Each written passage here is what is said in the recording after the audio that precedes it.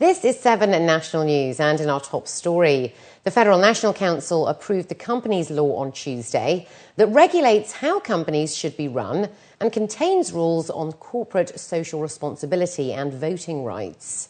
According to news agency WAM, the bill comes after nearly a decade after it was first discussed.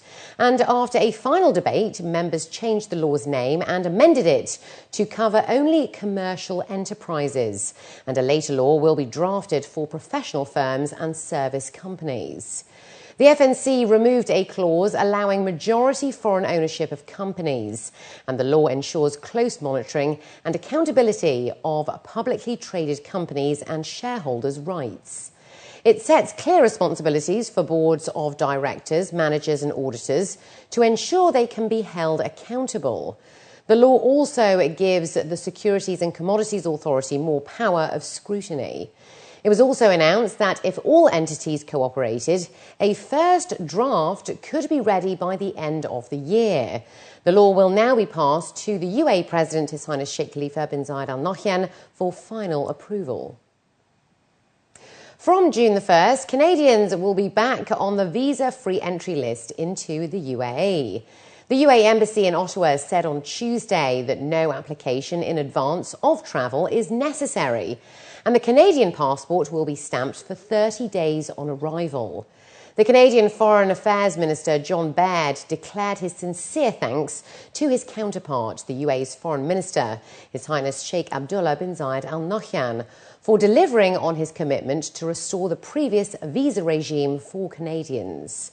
Over 40,000 Canadians live and work here in the UAE, and about 150 Canadian companies currently do business.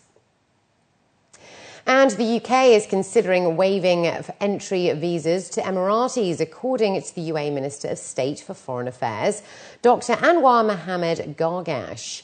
The news came after a meeting between Gargash and Alistair Burt, the British Foreign Office Minister, who also reviewed a number of projects already achieved off the back of the establishment of the UAE-UK Task Force, including a Memorandum of Understanding on Nuclear Cooperation, the establishment of a UAE-UK Businessman Council, international cooperation and development, repatriation of prisoners, defence and other issues mutually beneficial to the UAE and the UK. In terms of the proposed visa waiver programme for UAE citizens, Gargash stated that he was not in a position to make an announcement. However, he will let the people know. The primary education sector in Comoros has witnessed tremendous progress through the successful completion of the Dubai Cares programme, according to representatives. A Dubai Cares delegation led by Tariq Al-Gurg, the CEO of Dubai Cares, recently concluded a series of field visits in Comoros off the coast of Africa to evaluate the impact and success of its completed 4-year primary education programme, which was implemented by UNICEF and benefited 57,842 children. The aim of the 9.5 million dirham funded programme was to improve the access and quality of basic education for children in all districts, reduce the gender disparity in school enrolment, and improve children's development to start primary school on time, especially among girls and vulnerable children. Additionally, Quranic schools have been an integral part of the primary education process for children. The Dubai Cares programme has facilitated the rapid development of pre-elementary education through the expansion of the renovated Quranic teaching classes, leading to 6,200 children enrolling in 190 RKT classes in 153 public primary schools situated mainly in the rural areas of Comoros. 1,402 violations were recorded for displaying laundry and satellite dishes in windows and balconies in the first quarter of the year in Sharjah. The figures were announced by the Sharjah municipality, having intensified their campaign to prevent the disruption of the city's appearance. The general manager of Sharjah municipality, Riyad Abdullah Alain, was quoted as saying that they have issued 4,834 violations over the past year and that they continue to carry out regular inspections in residential buildings in the Emirate. To create awareness, the municipality has handed out brochures and put up notices in buildings. Those who do decide to break the rules will be fined 250 dirhams, which must be paid within a week from the date issued. MasterCard officials confirmed Dubai as the 7th most popular destination in the world today and the strongest growth globally, with a 10.9% rise in arrivals, as well as 9.8 million overnight visitors expected this year. MasterCard's third annual Global Destination Cities Index sees Dubai outshine the likes of Hong Kong, Barcelona, Milan and Rome. The index showed that if all top 10 destinations continue their current growth, Dubai will surpass Singapore and New York in 2016 and Paris in 2017 in terms of international visitor arrivals. The top 5 origin cities for Dubai are London, with visitors expected to rise by 26.3% this year, Paris at 16%, Kuwait a 12.4% rise, Doha 9.5%, and then followed by Frankfurt at 9.4%. The number one thing which impacts travel is government policy, right? So what do tourism boards do? What do governments have? Do they have a vision? Are they attracting? Dubai is a good example. Abu Dhabi is a great example as well, right? So there is a stated intent and desire to actually draw more people into these cities and spur economic activity, right? So very clearly that's one thing that drives it. The second thing is about infrastructure. Do you really have the infrastructure of hotels, transportation systems, restaurants to actually cater to the people that come in? The third one is, what sort of economic policies do you have to actually attract businesses in? What infrastructure do you have around there? So that's the third one that drives it. The fourth one is connectivity. Can you get somebody into a city in a most convenient, cost-effective manner? So airlines drive a lot of that, right? So I see Emirates, I see Etihad, and I certainly start to see that they actually start to make life a little easier for people to come in. Then I see the economic policies around the government. We see the infrastructure like hotels, restaurants, transportation, and that's really what kind of makes it all kind of come together into what drives people to come to a particular city.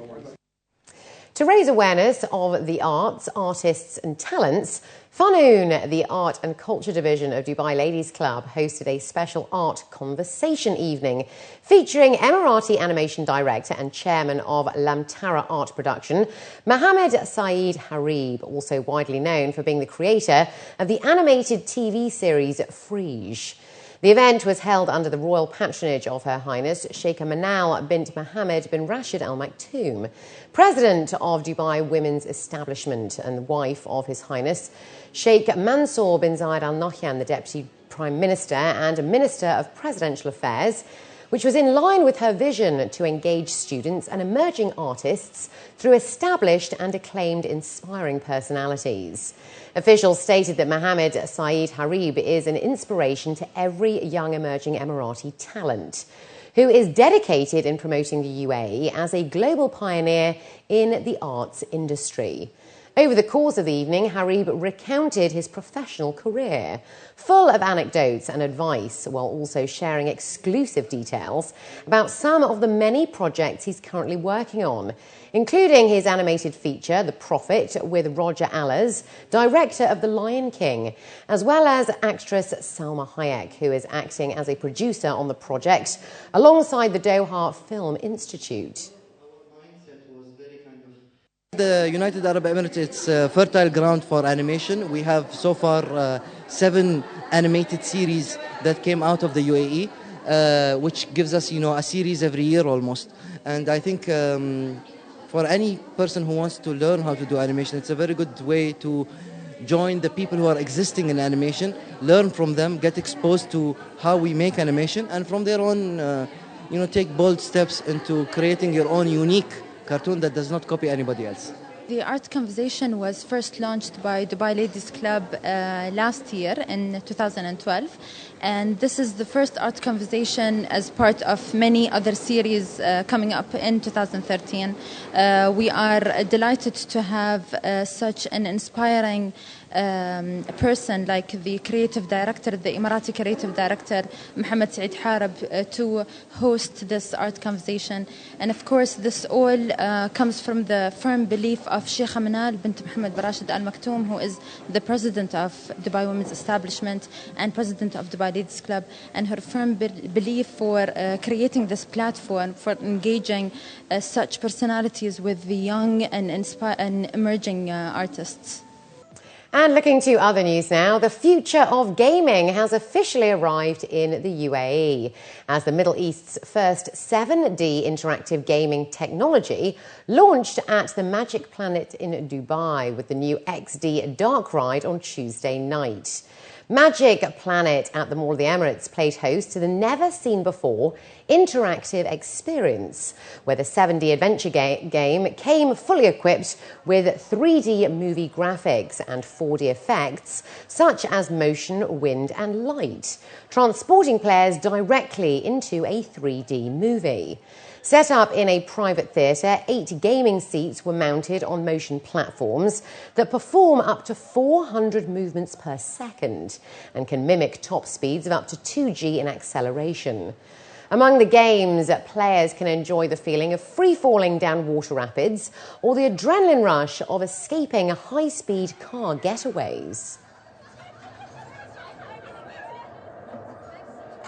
This is the first ride in the Middle East, and the beauty about it and the good thing about, the technology, how things now have changed and how things now having the fast pace, and it's now required every gamers or anyone who's interested in such kind of games that it has to be very immersive, it has to be challenging as well, and it has to change every while. So that's why it's very interesting that we first time to have the 7D. The 7D is a combination between the 3D and the 4D. The 3D movie and the 4D, which is wind blowing, smell, movement of chairs, and you will have score as well. And it's first time that you can have 8 players go in together and then they can compete against each other, which is amazing.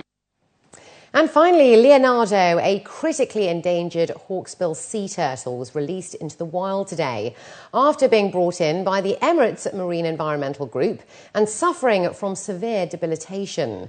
Set at the heart of the Dubai Burj Al Arab is a turtle rehabilitation centre where a team are dedicated to helping sick and injured reptiles that are washed up on the shores of the UAE.